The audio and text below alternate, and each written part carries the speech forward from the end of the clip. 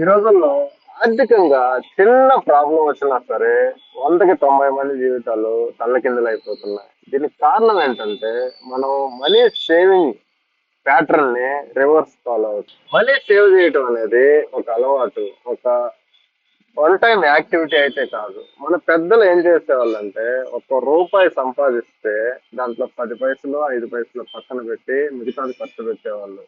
మనం ఏం చేస్తున్నామంటే పూర్తిగా ఖర్చు పెట్టిన తర్వాత ఏదైతే మిగిలి ఉంటుందో అది అకౌంట్ లో ఉంటుంది. నేను చెప్పబోయే ఈ ఒక్క యాక్టివిటీని మీరు అలవాటుగా మార్చుకుంటే 100% మీరు ధనవంతులు అవుతారు.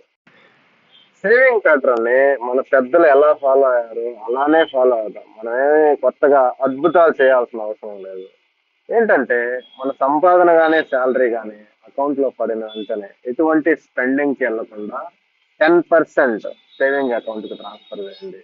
అది 1000 అయితే 100 రూపాయలు, అది 1,00,000 అయితే 10,000 రూపాయలు, అది 10 లక్షలు అయితే 1,00,000 రూపాయలు ట్రాన్స్ఫర్ చేయండి. ఇది ఒక అలవాటుగా మారేంత వరకు. వన్స్ సేవ్ అయిన తర్వాత దాన్ని ఎలా ఇన్వెస్ట్ చేయాలో తర్వాత చూద్దాం. ముందైతే సేవింగ్ ని ఒక అలవాటుగా మార్చుకోండి. మన సంపాదన సంవత్సరానికి 10 లక్షలు ఉన్నా సరే 1 lakh మనం అకౌంట్ లో సేవ్ చేయలేకపోతున్నాం అంటే ఎంత దురదృష్టకరమైన క్రెడిట్ బేస్డ్ ఎన్విరాన్మెంట్ లో మనం బతుకుతున్నాం చూడండి. కంపల్సరీ దీని నుంచి బయటపడాలంటే అకౌంట్ లో పడిన వెంటనే శాలరీ 10% తీసి పక్కన పెట్టండి. ఎందుకంటే ఈ అలవాటు కాకపోతే మనం 1,00,00,000 రూపాయలు సంపాదించిన రూపాయి కూడా మనం సేవ్ చేయలేము. అది ఇన్వెస్ట్మెంట్ కి పోదు, మనం ధనవంతులు కాదు. ఈ విషయాన్ని గుర్తుంచుకోండి. ధనవంతులు అవటం అనేది మన శాలరీని బేస్ చేసుకొని కాక, మన సంపాదనని బేస్ చేసుకొని కాక, మన సేవింగ్ ని బేస్ చేసుకొని ఉంటుంది.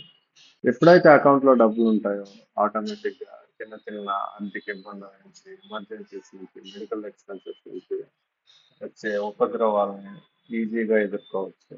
ఈ విషయాలన్నీ మీకు నచ్చితే ఛానల్ని సబ్స్క్రైబ్ చేసుకోండి. వీడియోకి ఒక లైక్ ఇవ్వండి. Thank you.